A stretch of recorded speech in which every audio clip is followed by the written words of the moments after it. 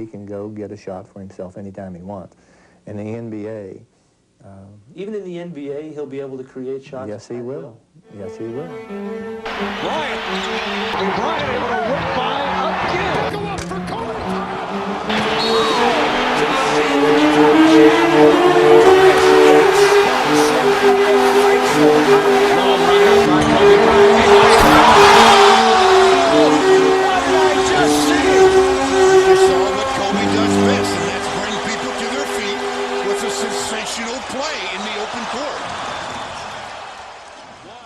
Young Kobe, aka Frobe, had every aspect of the older, wiser Kobe, except with much more athleticism and quickness. Even at the age of 21, Kobe had insane talent, a great work ethic, and an elite offensive toolset that made him almost unguardable. There are a lot of comments about how he was carried by Shaq, and while Shaq was the better player, the Lakers would not have won those 3 championships without his play. We know him in his later days for his post-up play and hitting tough fadeaway after fadeaway, but in his early days, Kobe was all about facing up to his defender and using his dribbles to get into the paint. He was so speedy and so athletic that usually he could blow by his first defender with ease.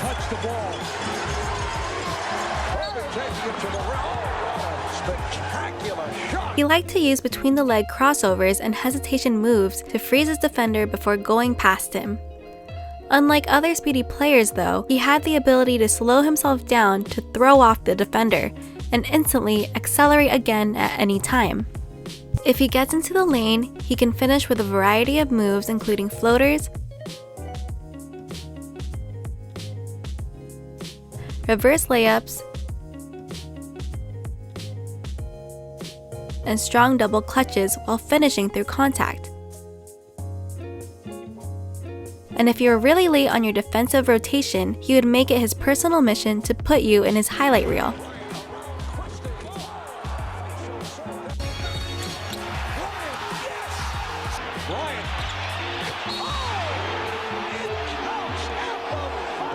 If you tried to take away his drive, then he had a great hesitation jumper as a counter.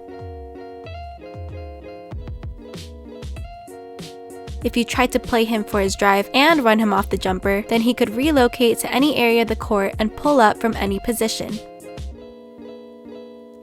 A great shooter is capable of remaining balanced and square to the basket in any situation, and no matter what angle, Kobe was able to instantly balance and align himself with the basket to hit shots from anywhere.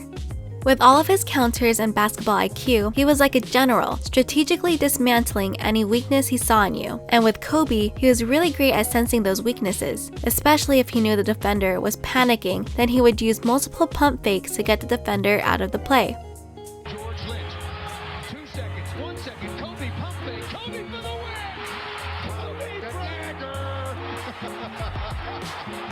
Even though his post game wasn't as advanced as in his later days, he still had a reliable enough post fadeaway that he could use in a pinch. Of course, with Kobe, the crazy thing was he could play great defense on him, not fall for any of his fakes, play extremely disciplined, and his talent still allowed him to pull off impossible shots that would leave you speechless.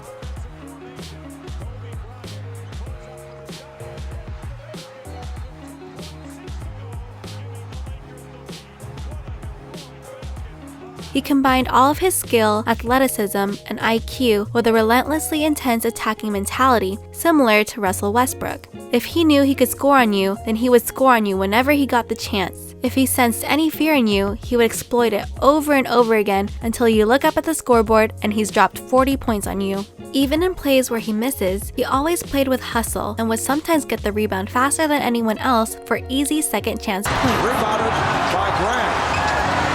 Grant overshoots, but Bryant able to come away with it. Wow, Kobe Bryant. Though Kobe was young, he was just as much of a competitor as he was in his entire career, and that intensity was sometimes a separator against other elite competition. Speaking of competition, let me remind you that some of his best games were in the playoffs and against other elite teams like the Spurs, showing just how talented he was to be able to use all of his abilities even against the best defenders.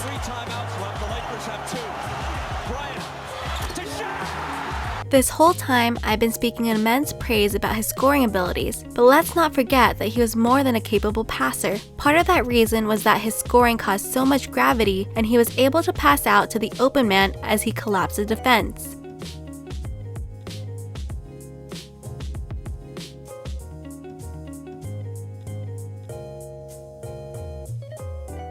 But even though he didn't use it as often as scoring, he had several highlight passes showing just how smart and controlled he was with the ball. Like I said before, Kobe was absolutely a nightmare for anyone to guard. He had almost every skill you wanted in a scorer. He could drive, pull up, spot up, finish through contact, pass, make tough shots, and was smart enough to know which move to use for any situation. And if you let him get into a rhythm or get hot, then honestly, the best defensive strategy would ultimately have been to hope and pray that he somehow misses. At the arena in Oakland, Kobe for a new and there it is! On a three-point shot, Kobe Bryant with 52 points! On the other end of the court, he was also an elite defender. The thing that was so impressive about his motor was that he had the stamina and energy to be the best player on both ends of the court. We praise him for his offensive footwork, but he was just as meticulous with his defensive stance and technique. He had similar defensive stances to Michael Jordan and Patrick Beverley in that he always had his shoulders level to the ball. Being level to the ball allowed you to poke the ball away easier.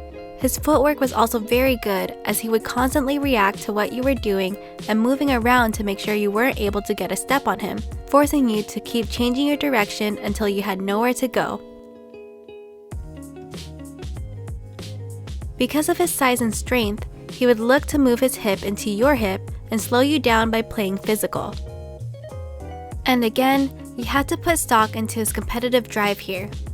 If he was facing another great player, he would make sure that the player didn't have a better game than himself. He just took everything personally, and that gave his defense an extra edge. Sometimes, playing good defense comes down to battling, and there was no doubt that Kobe would never shy from battling any player.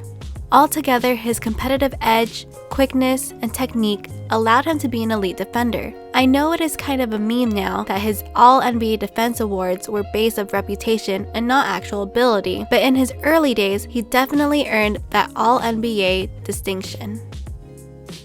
Young Kobe was amazing.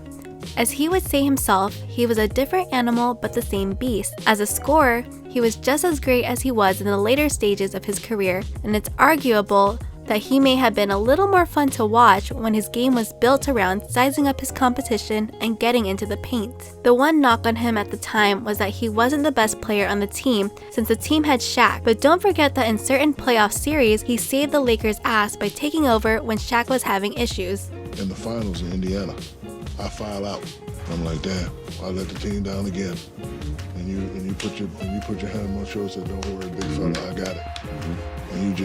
And you took over. He was able to take over these playoff series when he was in his early 20s, showing how even at a young age, he was able to compete at the highest level. Frobe really was a crazy combination of athleticism, skill, basketball IQ, and intensity. Rarely will you ever see someone with all those attributes give their all on both ends of the court. The most obvious and talked about comparison, of course, is him and Jordan. And the fall away by Kobe Bryant. And even Michael Jordan will tell you that Kobe Bryant, the future of the NBA. Obviously, Kobe would then go on to have an amazing career, 2 more titles, and cement himself as one of the greatest players of all time and the second best shooting guard ever, behind only Michael Jordan. He inspired a generation of players to have that elusive Mamba mentality. Players like Jason Tatum, Kuzma, Kyrie, and Devin Booker all want to emulate Kobe's game. Some of these players are starting to enter the age that Kobe was when he was turning into a superstar. And now, as we reminisce by watching old Frobe highlights, we can wait and see